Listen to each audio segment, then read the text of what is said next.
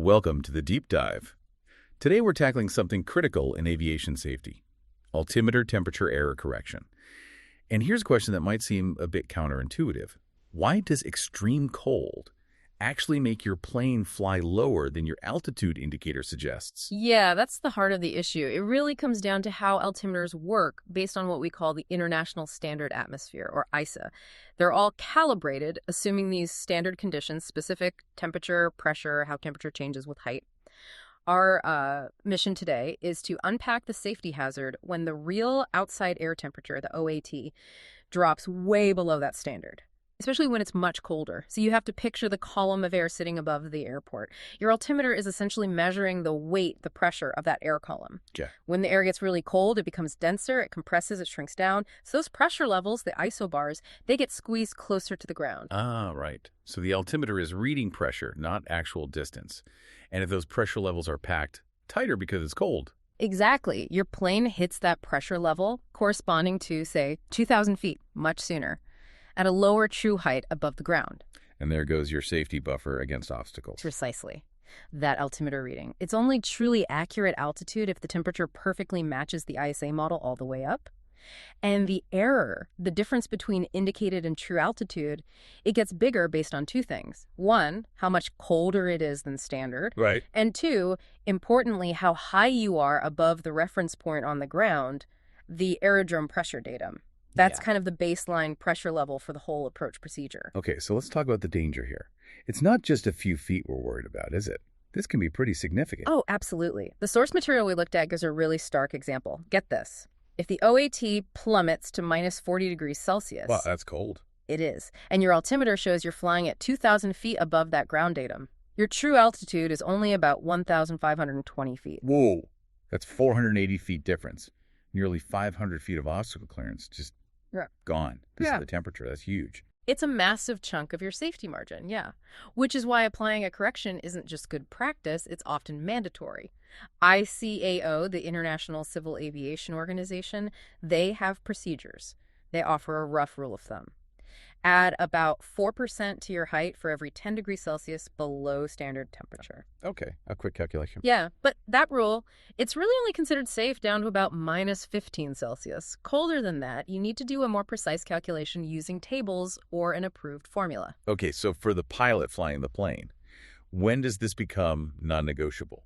When do you absolutely have to make this correction? It can't just be when it hits minus 40, right? No, definitely not. The trigger points are actually, well, surprisingly mild in some cases. There are three main situations based on the reported aerodrome temperature. First one, if the temperature at the airport is 0 degrees Celsius or colder. Wait, 0, just freezing. That seems quite high for a mandatory correction, especially thinking about winter flying in colder climates. It does seem high, but it reflects the need for conservatism and safety calculations. Even at 0, there is an error, albeit smaller. The procedures have to protect for that potential. So at 0 degrees C or below, you must add a correction to all the published minimum IFR altitudes. We're talking decision heights, minimum descent altitudes. The absolute lowest points you can go. Right. And also, any step-down fix altitudes inside the final approach fix that key waypoint before the final descent. All critical points for obstacle clearance. Got it. Protecting those final low segments of the approach. What are the other triggers? The second one involves higher minimums. If your MDA or DA is already 1,000 feet or more above the airfield elevation, then the correction becomes mandatory when the temperature is 10 degrees Celsius or colder. Basically, the higher you are above the reporting station, the bigger the potential error, so the trigger point comes sooner. Makes sense. The error accumulates with height. And the third? The third is about location. Corrections are required for all low-altitude approach procedure altitudes if you're operating in designated mountainous regions. That's generally where terrain reaches 3,000 feet above mean sea level or higher. Right. Higher terrain, higher risk, more diligence needed. Exactly. So the regulations, like Annex 6, clearly put the ultimate responsibility for obstacle clearance on the pilot in command. Yes, that's the standard arrangement. The pilot is responsible for ensuring safe clearance. There is one main exception, though. Which is? When you're flying IFR and being actively vectored by radar, In that specific phase, the controller providing the vectors temporarily assumes responsibility for terrain separation based on their corrected minimum altitudes. Okay. But assuming the pilot is applying the correction themselves, maybe flying the full published procedure, they need to let ATC know, right? They can't just fly higher silently. Absolutely. Communication is vital. Pilots must tell ATC if they intend to apply these corrections, especially if it affects key altitudes like the FAF crossing altitude, any procedure turn altitudes, or the missed approach altitude. Why is that so critical? It ensures the controller maintains proper separation awareness. They need to know why you might be flying slightly higher than the standard published procedure altitude at certain points. Okay, practical question then. I'm the pilot. I've done the math. I know I need to add, say, 480 feet to my minimums. How do I actually fly that? Do I adjust my altimeter setting, the Colesman window? No, absolutely not. That is perhaps the most critical procedural point here.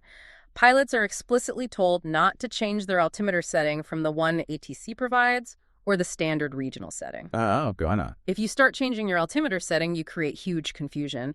Your altitude readout won't match anyone else's. ATC's radar display might be off. It compromises the whole system's integrity. So what do you do? It's a mental adjustment, or one programmed into the FMS if capable. You take the published minimum altitude, you add your calculated correction to it, and that new higher altitude becomes your minimum for the approach. You fly using the standard altimeter setting, but you treat that corrected altitude as your floor. Which means your decision point, your go-around point, is effectively higher in cold weather. Exactly. If you reach that corrected decision altitude or height and you still don't have the required visual reference for the runway, you must initiate a go-around immediately. You can't descend further to the original lower published minimum. Correct. You've already hit your calculated safe minimum altitude for the current conditions. Does technology help with this? Modern flight decks. It certainly can. Many current generation flight management systems, especially those with vertical navigation or VNAV capabilities, can often automatically compensate for temperature. Ah, that's useful. It is, but pilots must verify that the compensation is active and correct for their specific aircraft and software version.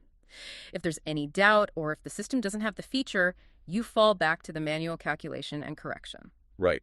Trust but verify. Always. And interestingly, while these corrections apply to the minimum altitudes on non-precision segments, the actual glide slope signal on a precision approach, like an ILS, is generally not affected by temperature. Oh, really? Yeah. So once you've intercepted a valid glide slope, you should follow that vertical guidance down as it provides a geometric path independent of the pressure-altitude issues. That's a great point. Okay, so we've covered the pilot side. Let's shift to the air traffic system.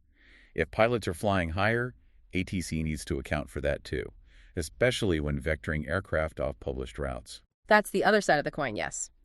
Air traffic services, or ATS, have to ensure safe separation, including terrain clearance, when they're giving pilots radar vectors. So those minimum vectoring altitudes, the MVAs they use, they also have to be corrected for cold temperature effects following ICAO procedures. And whose job is it to make sure those MVAs are corrected? That responsibility falls on the ATS authorities. They have to provide their controllers with minimum altitudes that already account for potential temperature errors. Okay, and the sources mentioned different ways they do this. Seems like not everyone handles it the same way. That's right. There are essentially 4 main methods ATS authorities can use to integrate these corrections. It sort of reflects a scale from simple and static to complex and dynamic. Let's hear them. What's the simplest? The simplest is the annual correction. They basically look at historical weather data, find the coldest temperature reasonably expected for the area over a long period, calculate the correction for that worst-case cold, and then publish those corrected minimum altitudes year-round. Seems safe, but maybe overly restrictive in summer. Exactly.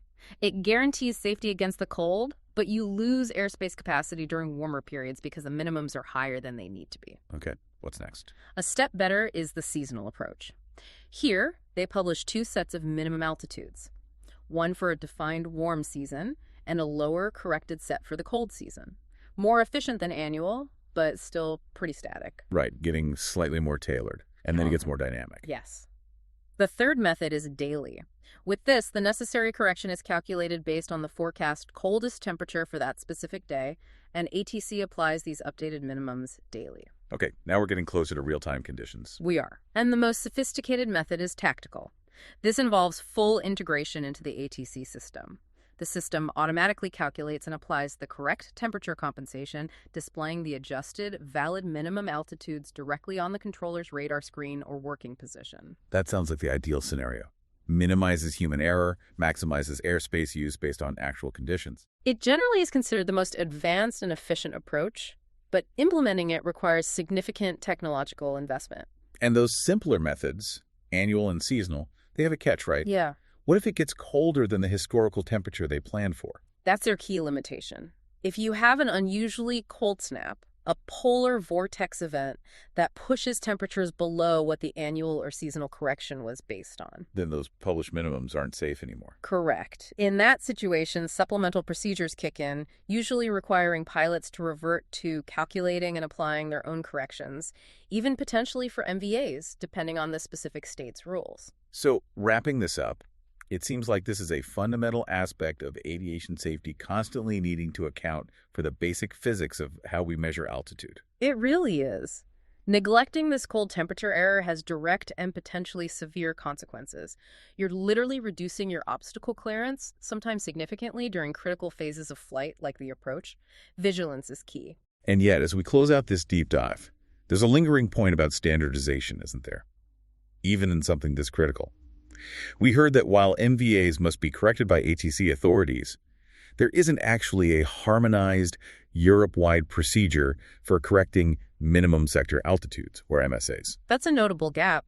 MSAs are those published altitudes on approach charts designed to provide at least 1,000 feet of obstacle clearance within a certain radius of a navigation aid, often used for orientation or holding. But requirements for adjusting MSAs in cold weather vary. Some regulators don't explicitly mandate corrections, placing the responsibility entirely on the flight crew to assess the risk and decide if they need to fly higher than the published MSA. So what do crews do in that case? Just guess. Well, operators often provide their own guidance. For instance, the sources mention the UK's Royal Air Force Flight Information Handbook suggests crews add 1,000 feet to the published MSA when the temperature drops to -30 Celsius or colder. An extra 1,000 feet buffer, just in case. Exactly. It highlights that even in our highly regulated world, sometimes safety relies on operator procedures or crew judgment to fill potential gaps in universal standards. It's definitely something to think about, that even with incredibly sophisticated aircraft and systems, sometimes the safest bet might just be adding a simple, conservative buffer based on the thermometer reading outside. That's our deep dive for today. Thanks for joining us.